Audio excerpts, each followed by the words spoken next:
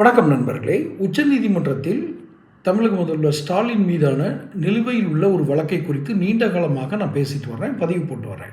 என்ன வழக்கு? 2011 குளத்தூர் தொகுதியில் அவர் வாக்குகளுக்காக பணம் கொடுத்தார் அப்படிங்கிறத புகாராக எழுதி நீதிமன்றத்துக்கு போய் அந்த நீதிமன்றம், சென்னை உயர்நீதிமன்றம் அதை தள்ளுபடி பண்ணிச்சு. இப்போ உச்சநீதிமன்றத்தின் நிலுவையில் இருக்குது. பிப்ரவரி மாதம் முழுவதுமே அந்த வழக்கு நடந்துக்கிட்டு இருக்குது. இன்னைக்கு தேதி 18.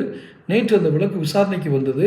அப்போ ஆதாரங்களை இன்னும் கொஞ்சம் நீங்கள் ஸ்ட்ராங்காக கொடுக்கணும்னு மகேஸ்வரி அப்படிங்கிற நீதிபதி, அவரும் இன்னொரு நீதிபதி அடங்கிய குழு தான் இதை விசாரிக்குது. அவங்க சொல்லிட்டாங்க, நீங்கள் ஆதாரங்கள் இன்னும் வலுவாக வேணும் அப்படின்னு.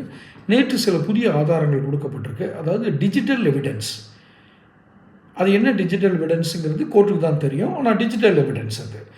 ஆனால் அங்கே வித்தியாசமான ஒரு கேள்வியை கேட்டிருக்காங்க. எப்படின்னா, அப்படியே வச்சுக்கிட்டா கூட அந்த பணம் எக்ஸுங்கிற ஒருத்தர் கொண்டு போய் வாக்காளர் கொடுக்குறாரு, அது உதயசூரியன் சின்னத்துக்கு போடுங்க அப்படின்னு சொல்லி கொடுக்குறாரு. கட்சியுடைய கவர் இருக்குது, அந்த கவர்களை வச்சு தான் கொடுக்குறாங்க. எல்லாம் சரி, இந்த பணம் ஸ்டாலினுடையதானா அப்படின்னு கேட்குறாங்க. அது நீதிமன்றத்துக்குள்ள உரிமை, அப்படி தான் கேள்வி.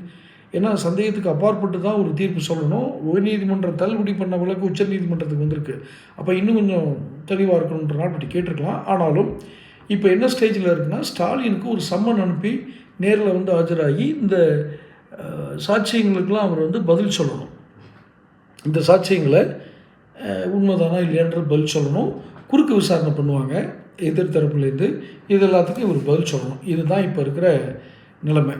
இப்போ கூடிய சீக்கிரம் இதுக்கு இவங்க தேர்தல் வருது, என்னால் வர முடியாது அப்படின்லாம் ஸ்டாலின் தப்பிக்க முடியாது. அவர் நேரடியாக நின்று தான் ஆகணும். ஸோ இதில் என்ன நிற்கிதுன்னா, கர்மா வலியது. நீங்கள் தான் திருமங்கலம் ஃபார்முலா கண்டுபிடிச்சா சொல்லிகிட்டு இருக்கிறீங்க. உங்களுக்கு கர்மா இப்போ ரிட்டர்ன்ஸ். இப்போ தடை வந்துச்சுன்னா, தேர்தல் நிகழ்வு தடை அப்படின்னு வந்துச்சுன்னா, 2026 தேர்தலில்